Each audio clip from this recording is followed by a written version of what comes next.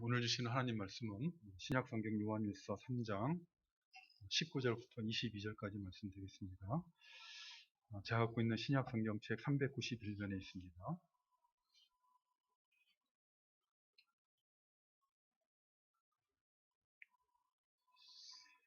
오늘 본문 말씀 요한일서 3장 19절부터 22절까지 찾으신 줄 알고 공독해 드리겠습니다.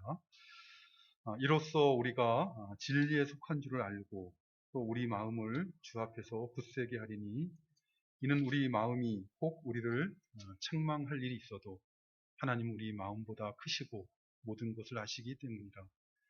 사랑하는 자들아, 만일 우리 마음이 우리를 책망할 것이 없으면 하나님 앞에서 담대함을 얻고 무엇이든지 구하는 바를 그에게서 받나니 이는 우리가 그의 계명을 지키고 그 앞에서 기뻐하시는 것을 행함이라. 아멘. 오늘은 본문 말씀을 통해서 형제를 사랑하는 사람들, 말과 혀로 사랑하는 것이 아니라 행함과 진실함으로 사랑하는 사람들이 가지게 되는 그들 마음에 있는 영적인 확신과 특권에 대한 교훈을 살펴보도록 하겠습니다. 지난주에 우리는 형제들을 위하여 목숨을 버리는 것이 마땅하니라 라는 말씀을 중심으로 오늘 앞에 있는 본문 말씀을 살펴보았습니다. 일반적으로 사람들은 형제를 위하여 목숨을 버리는 것이 마땅하니라 라는 말을 듣게 되면 이 목숨을 버린다는 말에 마음에 걸림되기가 매우 쉽습니다. 그래서 곧 반응하기를 어떻게 형제를 위하여 목숨을 버린다는 말인가 라고 반응을 하지요. 아무리 형제를 위한다 할지라도 어떻게 하나뿐인 목숨을 버리라는 말입니까? 라는 반문을 하게 되기가 쉽습니다. 그러나 사실 이러한 반응이나 이러한 반문은 사실 사람들이 사용하는 말이나 문자의 한계가 무엇인가를 드러내는 반응입니다. 이성을 가진 존재인 사람은 동물들과는 달리 문자를 만들어서 사용할 줄 아는 존재이죠. 생각을 문자로 표현할 뿐만 아니라 또 문자를 가지고 자기의 생각을 다른 사람들에게 전달하고 또 지식을 축적하여 다음 세대에 남길 수가 있습니다. 이렇게 사람은 문자를 가지고 사용하기 때문에 문명을 발전시킬 수가 있었던 것입니다. 이처럼 문자라는 것, 말이라는 것은 인류의 문명을 발전시키는 매우 중요한 원동력이었음에 불구하고 그럼에도 불구하고 사람들이 사용하는 문자에는 말에는 한계가 있습니다. 전달하고자 하는 생각을 다 전달하지 못하기도 하고 때로는 반대로 오해를 하게 할 수도 있다는 것입니다. 예를 들자면 외국인들이 우리말 한국어를 배울 때 이해하기 힘들어하는 여러 표현 중에 하나가 이 뜨거운 콩나물국을 먹으면서 시원하다라고 말하는 것입니다. 아니 사람이 정신 이상이 아닌 이상 어찌 뜨거운 국물을 마시면서 시원하다라고 하냐라고 도저히 이해할 수 없다라는 반응을 보이는 것이죠. 마찬가지로 이 형제들을 위하여 목숨을 버리는 것이 마땅하다라는 말씀을 듣고 아니 아무리 형제를 위한다 할지라도 어떻게 하나뿐인 목숨을 버리라고 하느냐라는 이렇게 반문하는 것도 마찬가지라는 것입니다. 오해라는 것이죠. 사도 요한은 이러한 오해를 하지 아니하도록 반어법적인 표현을 사용하여서 구체적인 교훈을 하고 있습니다. 우리가 지난주에 살펴본 19절 말씀을 보면 누가 이 세상의 재물을 가지고 형제의 궁핍함을 보고도 도와줄 마음을 닫으면 하나님의 사랑이 어찌 그 속에 거하겠느냐라고 묻고 있습니다. 이 말씀은 형제를 위하여 목숨을 버린다는 말의 의미가 무엇인가를 반어법적인 표현으로 지금 교훈하고자 있는 것입니다. 일반적으로 사람들은 재물을 목숨처럼 여기기도 하고 때로는 목숨보다 더 귀한 것으로 여기기도 합니다.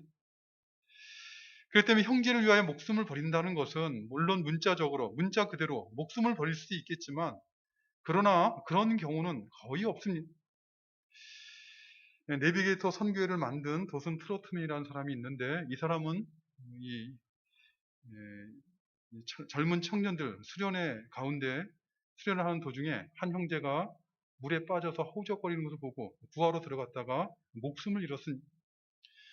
이런 경우에는 이 형제를 위하여 목숨을 버린다는 그 말이 문자 그대로 적용되어지는 말이지만 그러나 일반적으로 우리가 살아갈 때 이 문자 그대로 형제를 위하여 목숨 버릴 일들은 흔치 않습니다. 오히려 형제를 위하여 목숨을 버린다는 말은 궁핍한 형제를 보거나 또는 이 도움이 필요한 형제가 있을 때 자신이 목숨처럼 여기게 되는 그 재물을 아까워하지 아니하고 형제의 필요를 돕는다는 것을 의미한다는 것입니다. 물론 그렇게 하는 것도 쉽지 않을 것입니다. 목숨이 아니라 목숨처럼 여기는 재물을 내어놓는 일도 아무나 할 수 있는 것이 아니라는 것입니다. 그러나 그럼에도 불구하고 사도 요한은 무엇이라고 교훈하고 있습니까? 우리도 형제들을 위하여 목숨을 버리는 것이 마땅하다라고 교훈을 하고 있습니다. 그러니까 사도 요한이 지금 관심을 두고 교훈하고자 하는 중요한 핵심은 이 목숨을 버린다라는 이 표현이 아니라 그것이 마땅하다라는 말씀입니다. 마땅하다라는 것은 아무에게나 사용하는 말이 아니라 당연한 의무가 지어진 사람에게나 사용하는 말이죠. 한번 생각해 보십시오. 우리나라 국민이 경제적으로 매우 어려운 처지에 처하게 되었습니다. 그럼 우리나라 대통령은 어떻게 해야 되는 것입니까? 나 몰라라 하는 것이 아니라 우리나라 국민들이 이 경제적인 어려움으로부터 벗어나도록 자신에게 주어진 모든 권한들을 사용해서 최선을 다하는 것이 어떠한 것입니까? 마땅한 것이죠. 최선을 다하는 것이 의무라는 것입니다. 하지 않으면 책임을 져야 되는 것이죠. 그러나 미국 대통령이나 중국 국가주석에게 우리나라 국민을 위해 최선을 다하라는 것은 마땅한 일이 아닙니다. 그것은 그의 의무가 아니기 때문에 그렇죠. 자식이 배고플 때 음식을 사서 먹이는 것이 마땅한 사람은 누구겠습니까? 당연히 부모인 것이죠. 자기는 못 먹어도 자식은 먹이는 것이 부모의 마땅한 도리입니다. 혹시 자식을 굶겨 영양실조에 빠뜨리거나 죽을 위기에 처하도록 방치한다면 그 부모는 부모답지 않은 정도가 아니라 그 부모의 권리를 박탈당하고 또한 감옥에 들어가게 되는 그런 경우도 있는 것입니다. 그러나 이웃집 아저씨에게는 그 아이를 먹이는 일이 마땅한 일이 아닙니다. 혹시 굶주리는 아이를 보고 불쌍히 여겨서 자비를 베풀면 그는 마땅한 것이 아니라 칭찬받을 일을 하는 것이죠. 이렇게 우리가 궁핍한 형제를 위하여 재물을 가지고 도와주는 것이 마땅하다는 이 말씀은 그것은 의무라는 것이죠. 하지 않으면 책망받는다는 것입니다. 누구에게 의무가 된다는 것입니까?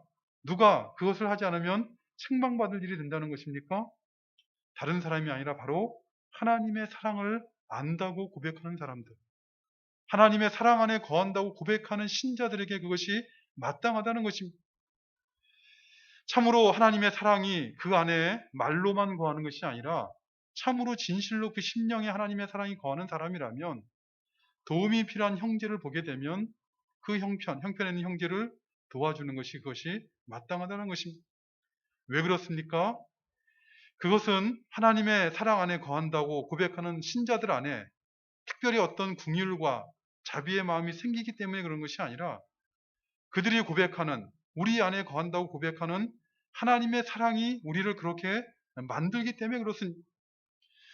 우리가 아는 것처럼 우리 능력으로 형제를 사랑할 수 있는 것이 아니라 우리가 받았다고 고백하는 하나님의 사랑이 우리 안에 들어와 있는 우리가 알고 있는 하나님의 사랑이 우리를 그렇게 만들기 때문에 그것이 마땅하다라고 표현하고 있는 것이죠. 사도 요한은 결론적으로 권면하기를 참으로 우리가 하나님의 사랑을 아는 사람이라면 그 사랑 안에서 사망에서 생명으로 옮겨진 사람인 것이 분명하다면 말과 혀로만 사랑하지 말고 행함과 진실함으로 행하라라고 권면한 것입니다. 말과 혀로만 사랑하지 말고 행함과 진실함으로 행해서 우리 자신이 참으로 하나님의 사랑을 아는 사람인 것을 우리가 참으로 사망에서 생명으로 옮겨진 자인 것을 스스로 확증하는 그런 삶을 살아야 될 것을 권면했던 것입니다. 그리고 이어지는 오늘 본문에서는 이렇게 형제를 사랑하는 사람들이 그들만이 가지게 되는 그들 안에 있는 영적인 확신과 특권이 무엇인가에 대해서 교훈하고 있습니다. 형제를 사랑하는 사람들, 말과 혀로만 사랑하는 것이 아니라 행함과 진실함으로 형제를 사랑하는 사람들의 마음에는 어떤 확신이, 그들 안에 있는 어떤 특권이 그들 안에 있음을 알게 되는 것입니까? 그것은 해본 사람이 아는 것이죠. 소금의 맛이 아무리 짜다고 옆에서 말을 하더라도 소금 맛을 보지 않은 사람은 그것이 무엇인지 알 수 없습니다. 아무리 설탕 맛이 달다라고 말을 하더라도 자기가 직접 그 설탕을 맛보지 않으면 그 달다는 것이 무엇인지 알 수 없는 것처럼 이 형제를 사랑하는 사람들의 마음에 있는 영적인 확신과 그들이 누리는 특권이 무엇인가 하는 것은, 그것은 실제로 행함과 진실함으로 형제를 사랑하는 사람들만 맛보아 아는 것이죠. 사도 요한은 이와 관련해서 오늘 이어지는 본문 19절에 이렇게 말씀하고 있습니다. 이로써 우리가 진리에 속한 줄을 알고 또 우리 마음을 주 앞에서 굳세게 할 것이다 라고 교훈하고 있습니다.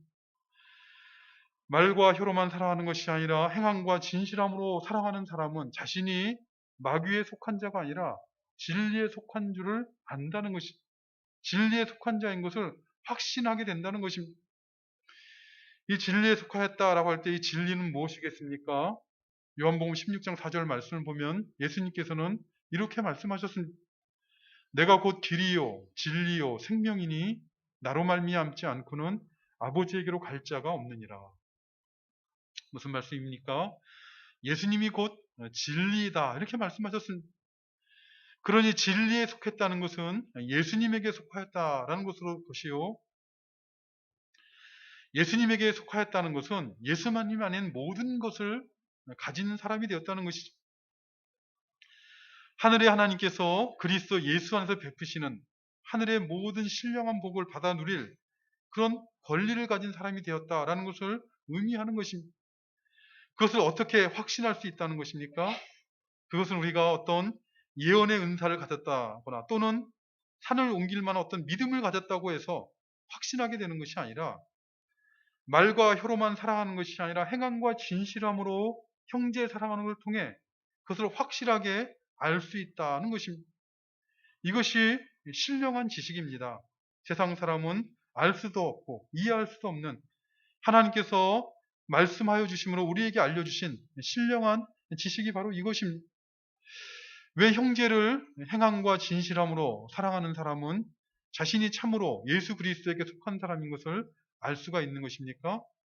그것은 이 행함과 진실함으로 다른 형제를 사랑하는 것은, 그것은 하나님의 은혜가 아니면 할 수 없기 때문에 그렇습니다.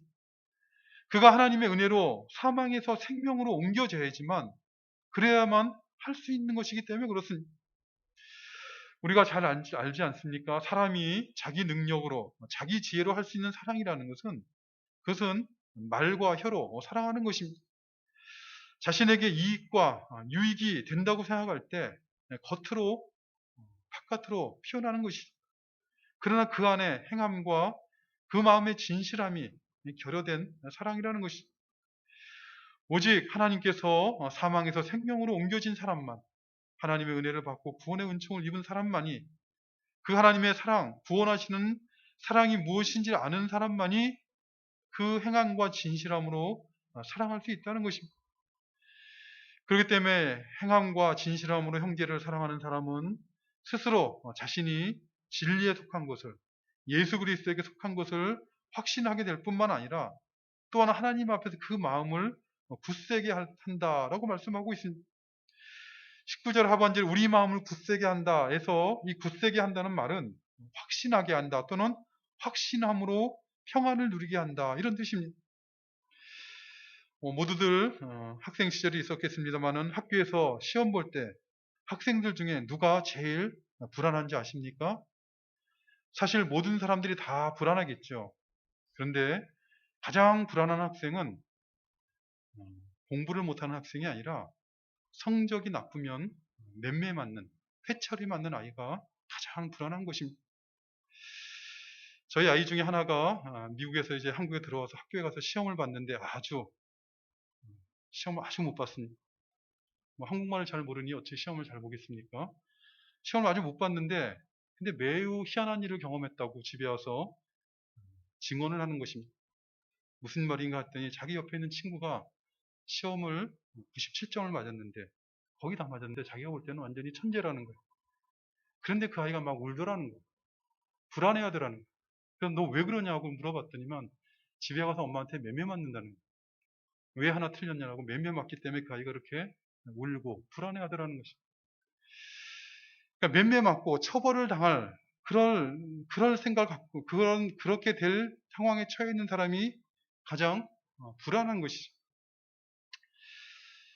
마찬가지로 아담의 범죄에 의해 태어난 모든 사람들은 아담 안에서 행한 원죄뿐만 아니라 인생을 살아가면서 자기가 짓는 자범죄로 말미암아 자신도 모르게 본능적으로 사람들 안에는 두려움을 느끼게 되어 있습니다. 모든 사람들이 죄에 대한 하나님의 심판과 처벌 아래 있다는 것을 본능적으로 느끼는 것입니다. 그것을 느끼지 못하는 사람이 있다면 그는 사단에게 그의 양심이 화인 맞아서 그의 양심이 불탄 사람들, 특별한 종류의 사람들이 있습니다. 어떤 사람들은 죄를 지으면서도 두려워할 줄 모르는 사람이 있습니다. 그들은 양심이 불탄 사람들인 것이죠. 마귀에게 사로잡힌 사람들입니다. 그러나 대부분의 사람들은 이 죄에 대한 하나님의 심판과 처벌 아래 있다는 것을 본능적으로 느끼는 것이 사람의 본성입니다. 첫사람 아담이 하나님의 말씀을 어기고 선악과를 따먹는 죄를 지은 후에 어떻게 합니까? 그는 동산에서 거니시는 하나님의 음성을 듣고 하나님을 두려워하여 동산나무에 숨어버렸습니다. 두려움과 불안이 그의 심령을 사로잡은 것이죠. 이사야 선지자는 당시 하나님을 떠난 이스라엘 백성들을 향해서 두 번이나 강조하며 선포합니다. 악인에게는 평강이 없다. 악으로부터 빨리 떠나서 하나님께로 돌아오라고. 악인에게는 평강이 없다는 말을 반복적으로 선포합니다. 죄 가운데 태어나서 죄 가운데 죽는 사람은 본능적으로 죽음 후에 심판이 있음을 알고 두려워하는 것이죠. 그래서 어떤 학자들은, 심리학자들 중에 어떤 사람은 이 두려움이라는 것은 인간의 본성에 속하는 것이다라고 주장하면서 인간의 삶을 두려움이라는 말로 해석하고자 하는 사람도 있었습니다. 근데 오늘 본문의 사도 요한은 무엇이라고 말하는 것입니까? 이로써 우리는 우리가 진리에 속한 자인 것을 알 뿐만 아니라 또 확신함으로 마음을 굳세게 할 것이다. 우리 마음에 평강을 얻게 될 것이다 라고 교훈하고 있습니다. 어떻게 우리가 하나님 앞에서 확신과 평안을 얻게 된다는 것입니까? 사도 요한은 그것을 20절과 21절에서 좀 길게 설명을 하고 있는데, 먼저 20절 말씀을 보면, 이는 우리 마음이 혹 우리를 책망할 일이 있어도 하나님은 우리 마음보다 크시고 모든 것을 아시기 때문이라, 이렇게 번역되어 있습니다. 이 말씀은 이런 것이죠. 부족하고 연약한 사람은 항상 실수하고 넘어질 수가 있기 때문에 스스로를 책망할 줄을 압니다. 비록 다른 사람들 앞에서는 자존심 내세우느라 스스로 괜찮은 사람이라고 자기를 포장하며 살아갈지 모르지만, 그러나 홀로 있을 때, 자기 자신을 돌아보게 될 때 내가 이래서야 되겠는가 하는 책망을 안 해본 사람은 한 사람도 없을 것입니다.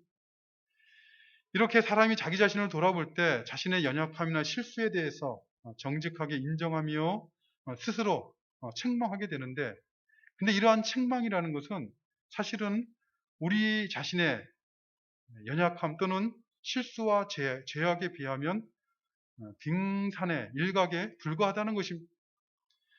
그러니까 마치 100가지 책망받을 일을 해놓고서도 우리 자신은 겨우 10가지 깨닫고 스스로를 책망하는 그것이 사람들이 자책하는 수준이라는 것입니다. 그러나 하나님 앞에서는 어떻겠습니까? 하나님은 우리의 실상을 속속히 들여다보고 계신 후 다 아시는 분이시죠. 다윗은 시편 139편에서 이렇게 고백합니다. 여호와여, 주께서 나를 살펴보셨으므로 나를 아시나이다. 주께서 내가 앉고 일어섬을 아시고 멀리서도 나의 생각을 밝히 아시오며 나의 모든 길과 내가 눕는 것을 살펴보셨으므로 나의 모든 행위를 익히 아시오니 여호와여, 내 혀의 말을 알지 못하는 것이 하나도 없으시니이다. 하나님은 내가 모르는 나의 모든 것까지 다 완벽하게 다 알고 계시다라고 고백을 하고 있습니다. 그러나 이처럼 우리 자신에 대해서 다 알지 못하는 우리 자신도 자신을 바라보며 책망할 수밖에 없는데, 모든 것을 보시는 하나님 앞에서 우리 자신이 받아야 할 책망이 있다면 얼마나 크고 얼마나 중하겠냐는 것이죠.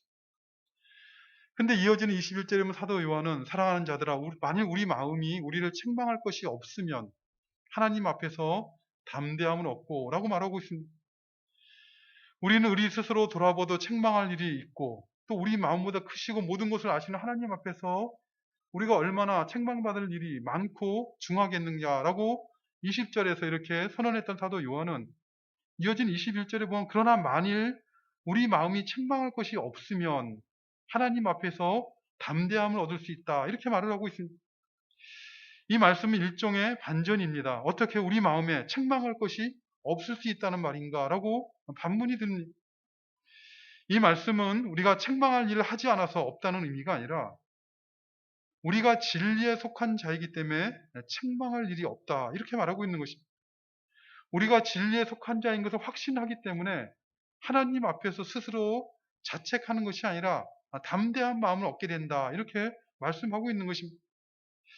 참으로 그렇습니다. 자신이 진리에 속한 자인 것을 알고 그것을 확신하는 사람은 책망이 아니라 그 마음의 평안을 얻고 담대한 마음을 가지게 됩니다. 왜 그렇습니까? 중요한 것은 자신이 진리에 속한 자라는 것을 확신하는 문제입니다. 진리에 속한 자라는 걸 확신하는 것은 앞에서 말씀드린 것처럼 예수 그리스도에 속한 자라는 것을 확신하는 것입니다. 예수 그리스도 안에 속한 자는 책망할 일을 하지 않는다라는 의미에서 책망할 일이 없는 것이 아니라 책망으로부터 자유하게 된 사람들이기 때문에 그렇습니다.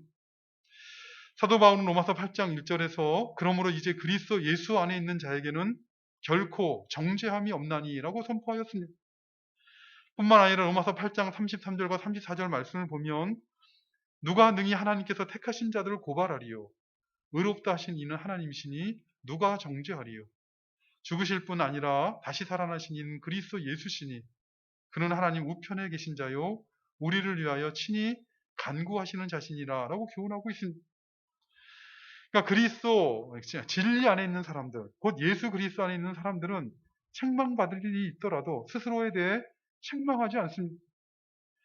우리가 받아야 될 모든 책망의 짐을 지신 예수 그리스도를 믿고 그분을 의지하기 때문에 그분의 은혜에 자기 자신을 맡겼기 때문에 스스로를 책망하지 않는 것입니다.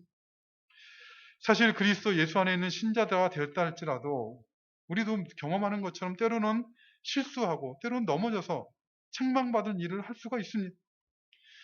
그래서 그렇게 잘못하고 실수하고 죄를 짓게 되면 어떻게 됩니까? 영적인 세력인 사단 마귀가 우리가 그것을 깨닫던 깨닫지 못하던 신자들의 마음에 무력감과 좌절감을 심어주고자 합니다. 스스로 책망하게 해서 죄책감에 시달리게 하기도 하고 믿음으로부터 사는 삶으로부터 뒤로 물러가는 그런 일들이 일어나기도 합니다. 그러나 자신이 진리에 속한 자인 것을 아는 신자는 예수 그리스도 안에 속한 신자인 걸 아는 사람은 그리스도 예수 안에서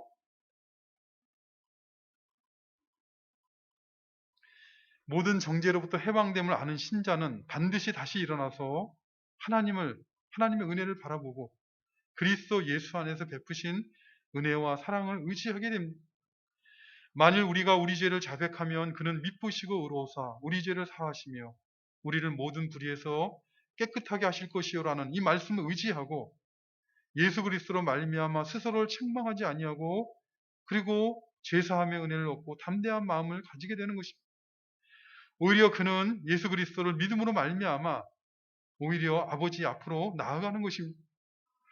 선악과를 따먹고 범죄한 아담은 하나님을 두려워하여서 동산나무 사이에 숨어버렸지만 진리에 속한 신자는 예수 그리스도에 속하여서 모든 정죄로부터 해방된 신자는 구원의 은혜를 입은 하나님의 자녀들은 오히려 하나님 앞으로 더 가까이 나아가는 것이죠. 하나님의 은혜를 의지하고 하나님의 보좌 앞에 담대한 마음을 가지고 나아가서 오히려 자기의 심령을 토하는 것입니다. 그러므로 사도 요한은 사랑하는 자들아 만일 우리 마음이 우리를 책망할 것이 없으면 하나님 앞에서 담대함을 얻고 무엇인지 구하는 바를 그에게서 받나니 이는 우리가 그의 계명을 지키고 그 앞에서 기뻐하시는 것을 행함이라 라고 교훈하고 있습니다. 그러니까 사도 요한은 갑자기 기도에 대한 내용으로 주제로 바꾸고 있죠. 무엇인지 구하는 바를 그에게서 받는다 이렇게 말씀하고 있습니다. 근데 이 말씀도 오해하기가 매우 쉬운 말씀입니다. 마치 무엇을 구하든지 다 도깨비 방망이처럼 원하는 것을 다 받는다는 말로 오해하기 쉽다는 것입니다. 이 말씀을 오해하지 않으려면 이 오늘 본문의 문맥에서 이 무엇인지 구하는 바를 그에게서 받는다 할 때 이 무엇인지 구하는 사람, 그래서 이 받는 사람, 이 사람이 어떤 사람인가 하는 것을 이해해야 되는 것입니다. 무엇인지 구하여 받는 이 사람은 바로 앞절인 21절 말씀에 근거하면 그가 진리에 속한 것을 확신하여서 마음에 책망할 것이 없으며 하나님 앞에서 담대함을 얻게 되는 사람을 말하는 것이요. 이 구절 뒤에 나오는 22절 하반절 말씀에 근거하면 이 무엇인지 구하여 받는 이 사람은 그의 계명을 지키고 그 앞에서 하나님 앞에서 기뻐하시는 것을 행하는 사람을 말하는 것이. 그러니 생각해 보십시오. 자신이 진리 안에 예수 그리스도 안에 속한 것을 확신하는 사람. 그래서 예수 그리스도를 믿음으로 그 마음에 책망할 것이 없고 하나님 앞에 담대함을 얻는 사람은 하나님 앞에 나아갈 때 무엇을 구하겠습니까? 그의 계명을 지키며 그 앞에서 기뻐하는 것을 행하는 사람은 하나님 앞에 나아갈 때 하나님 앞에서 무엇을 간구하겠습니까? 마땅히 그의 계명에 합당한 것을 구할 것이요. 또 그 하나님께서 기뻐하실 것을 구하는 것이 마땅한 것이. 그러니 무엇인지 구하는 바를 그에서 받는다라고 하니 마치 도깨비 방망이처럼 금 나오라 하면 금이 나오고 은 나오라 하면 은이 나오는 것처럼 이 기도 응답을 이해하기가 쉬운데 이 말씀은 그런 의미가 아니고 하나님의 계명을 지키는 사람들이 마땅히 구해야 될 것, 하나님께서 기뻐하시는 것을 행하는 사람이 마땅히 구해야 될 것을 구하게 될 것이요. 그것을 구하면 하나님께서 응답하여 주신다라고 약속하고 있는 것입니다. 사도 요한은 요한일서 마지막 된 5장에 보면 다시 한번 이 기도에 대해서 교훈을 하고 있는데 5장 14절과 15절의 말씀을 보면 이렇게 교훈하고 있습니다. 그를 향하여 우리가 가진 바 담대함이 이것이니 그의 뜻대로 무엇을 구하면 들으심이라. 우리가 무엇인지 구하는 바를 들으시는 줄을 안즉 우리가 그에게 구한 그것을 얻은 줄을 또한 아느니라 라고 교훈하고 있습니다. 이러한 기도 응답에 대한 확신은 어떤 사람이 가지게 되는 것입니까? 자신이 진리 안에 속한 자인 것을 확신하는 사람이 가지는 것입니다. 자신이 예수 그리스도 안에 속한 자인 것을 아는 사람만이 가지게 되는 것이. 이러한 영적인 확신과 특권이라는 것이 말과 혀로만 사랑하지 않고 행함과 진실함으로 형제를 사랑함으로 말미암아 자신이 진리에 속한 자인 것을 확신하는 하나님의 자녀들에게 주어지는 것입니다. 그래서 그들은 마음의 담대함을 얻고 또 하나님의 은혜 안에서 하나님이 약속하신 그리스도 안에서 약속하신 모든 은혜들을 누리는 삶을 살게 되는 것입니다. 우리가 신앙생활 할 때 겉으로만 신앙생활하지 말고 우리 속이, 우리 마음이, 우리 자신이 스스로 우리가 진리에 속한 자인 것을 확증하고 알아가는 그런 신앙생활 하시는 우리가 되시기를 바랍니다. 하나님 앞에 담대한 마음을 가지고 은혜를 간구하며 응답하시는 그 역사를 맛보며 살아가도록 도와주시는 그 하나님의 은혜가 항상 우리와 함께 해주시기를 간절히 바라는 것입니다. 아버지 하나님 감사합니다. 오늘도 저희들에게 금보다 귀한 믿음 주셔서 땅만 바라보고 살아가지 아니하고 하늘을 바라보게 하시고 또 영원한 삶을 준비하는 지혜로운 삶을 살아가도록 금보다 귀한 믿음도 허락하여 주심을 감사드리옵나이다. 이 땅 가운데서 살아가나 우리가 이 땅에 속한 자들이 아니라 영원하신 하나님 나라에 속한 자인 것을 늘 우리 심령이 깨닫고 하나님의 자녀답게 인생의 날들을 살아갈 수 있도록 도우시는 성령의 도우심과 교훈하심을 따라 살아가는 우리 모두 되도록 도와주시옵소서. 하나님의 사랑이 참으로 우리 안에 역사하고 있는 것을 먼저 우리 가정에서 배우자들과 또 자녀들과 나누는 믿음의 가정 이루어가도록 도와주시고 그래서 성도들의 가정이 진리 안에 속한 것을 확신하고 마음의 담대함을 얻고 하나님의 은혜 안에서 복을 누리는 성도들의 가정, 성도들의 생애 되어질 수 있도록 도와주시옵소서. 예수님의 이름으로 기도드리옵나이다. 아멘.